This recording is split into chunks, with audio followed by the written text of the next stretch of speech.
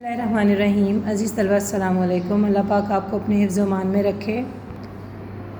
سبق کا آغاز کرتے ہیں۔ سبق ہے ہمارا علی بخش، مصنف ہیں قدرت اللہ شہاب، اور علی بخش جو ہے وہ قدرت اللہ شہاب کی خود نوشت شہاب نامہ سے ماخوذ ہے، جس میں انہوں نے مختلف کرداروں کو بہت خوبصورت انداز میں بیان کیا ہے، اور اس میں بیان کردہ تمام جو ہیں حقائق پر مبنی جو ہیں وہ معلومات ہیں۔ تو ہم نے اس سلسلے میں علی بخش کو پڑھا، جو علامہ اقبال کا درینہ ملازم تھا، اور اسے علامہ اقبال کی خدمات کے صلے میں فیصل آباد میں ایک مربع زمین جو ہے وہ حکومت کی طرف سے دی گئی تھی، جس پر کچھ لوگ قابض تھے، اور اسی کا قبضہ چھڑوانے کے لیے مصنف علی بخش کو اپنے ساتھ جھنگ لے گئے۔ دوران سفر علی بخش نے حضرت علامہ اقبال کے زندگی کی مختلف جو ہے وہ باتوں کو مصنف کے ساتھ شیئر کیا، اور بتایا کہ علامہ اقبال کی پسند اور ناپسند کیا تھی، اور آخری وقت میں علامہ اقبال کی جان آفرین کے سپرد کیسے ہوئی۔ یعنی علی بخش کی باتوں میں جو ہے وہ بناوٹ نہیں تھی، بلکہ ایک خلوص، ایک محبت، ایک اپنائیت کا عنصر تھا، اور مصنف اسی چیز میں جو ہے وہ مگن تھا کہ علی بخش خود سے ہی علامہ اقبال کے بارے میں گفتگو فرما رہا تھا، اور جیسے ہی علامہ اقبال کے سانحہ ارتحال کی طرف آیا تو اس تھوڑا سا افسردہ ہو گیا۔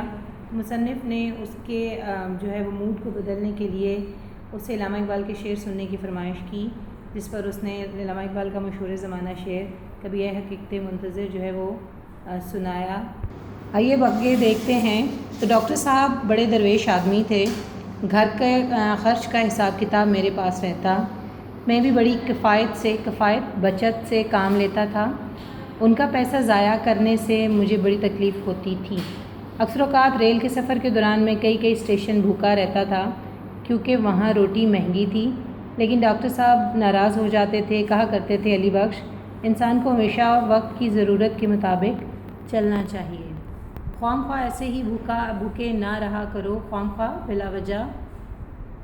یعنی اس میں جو علامہ اقبال سے وفاداری کا ایک ثبوت ہے کہ علامہ اقبال نے انہیں ہر طرح سے خود مختار بنایا ہوا تھا۔ گھر کا حساب کتاب وہ دیکھتے تھے، بچوں کو وہ دیکھتے تھے، لیکن کبھی ان کا پیسہ جو ہے وہ غلط کاموں میں خرچ نہیں کرتے تھے، اور حتیٰ کہ یہاں تک کہ اپنی ضرورت پر بھی ان کا پیسہ جو ہے وہ بلا جواز خرچ نہیں کرتے تھے، جس کی وجہ سے اکثر علامہ صاحب ناراض ہو جاتے تھے ان سے کہ کم از کم اپنی ضرورت پر تو خرچ کر لیا کرو۔ مزید آگے مصنف لکھتے ہیں کہ اب اس مربع کے ٹنٹنے کو دیکھ لیجئے۔ ٹنٹنا مسئلہ، لائل پور کے ڈپٹی کمشنر صاحب، مال افسر صاحب اور سارا عملہ بڑی آؤ بھگت کرتے ہیں، آؤ بھگت تواضع، بڑے اخلاق سے مجھے اپنے برابر کرسی پر بٹھاتے ہیں۔ ایک روز بازار میں ایک پولیس انسپکٹر نے مجھے پہچان لیا اور مجھے گلے لگا کر دیر تک روتا رہا۔ یہ ساری عزت ڈاکٹر صاحب کی برکت سے ہے۔ مربع کی بھاگ دوڑ کوشش میں میرے سر پر کچھ قرضہ بھی چڑھ گیا ہے، لیکن میں اس کام کے لیے بار بار لاہور کیسے چھوڑوں؟ جاوید کا نقصان ہوتا ہے۔ جاوید علامہ اقبال صاحب کے صاحبزادے جو ہیں وہ تھے بیرسٹر جاوید اقبال۔ تو یہاں پر ان زیر نظر سطور کے اندر علی بخش کہتے ہیں کہ بھی میں کون ہوں اور میری بساط کیا ہے، لیکن لوگ مجھے بہت عزت اور مان دیتے ہیں، اور یہ عزت اور مان جو ہے وہ علامہ صاحب کی مرہون منت ہے۔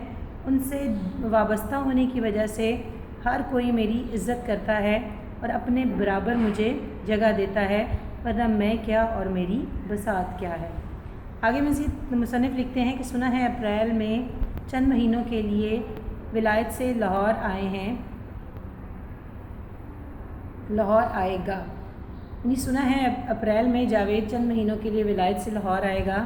جب وہ چھوٹا سا تھا ہر وقت میرے ساتھ رہتا تھا، اللہ کے کرم سے اب بڑا ہوشیار ہو گیا ہے۔ ہوشیار، چلاک، لائق کے معنوں میں بھی آتا ہے۔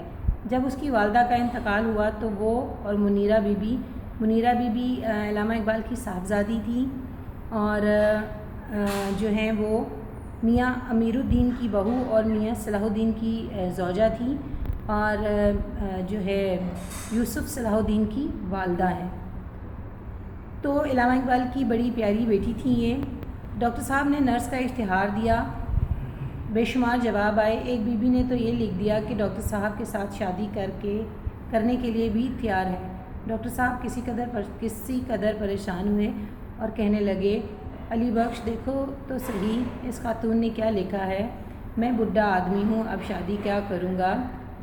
لیکن پھر علی گڑھ سے ایک جرمن لیڈی آ گئی۔ یہ جرمن لیڈی جو تھیں بچوں کی تعلیق اور نگران کے طور پر جاوید منزل میں آئی تھیں، اور یہ علی گڑھ یونیورسٹی کے ایک پروفیسر کی سالی تھیں، اور علامہ اقبال کی زندگی میں ہی انہوں نے بچوں کی تربیت کی ذمہ داری لی تھی، اور ان کا نام ڈورس تھا۔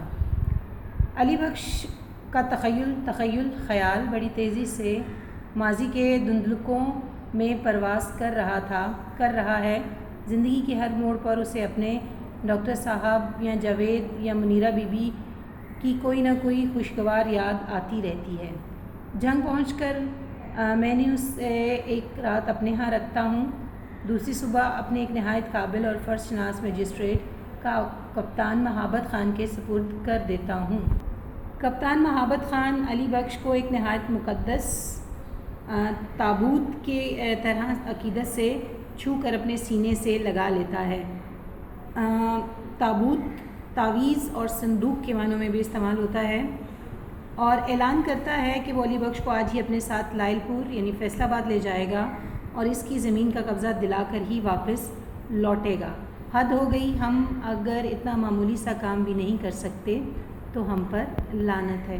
یعنی یہ کپتان مہابت خان کی محبت اور عقیدت ہے علامہ صاحب سے، جو اس کے لفظوں میں جھلکتی ہے، اور اسی عقیدت کے سبب وہ اس ذمہ داری کو پوری جو ہے ایمانداری سے نبھانے کے لیے تیار ہے، اور اس بات پر آمادہ ہے کہ وہ علی بخش کو اس کی زمین دلا کر ہی لوٹے گا۔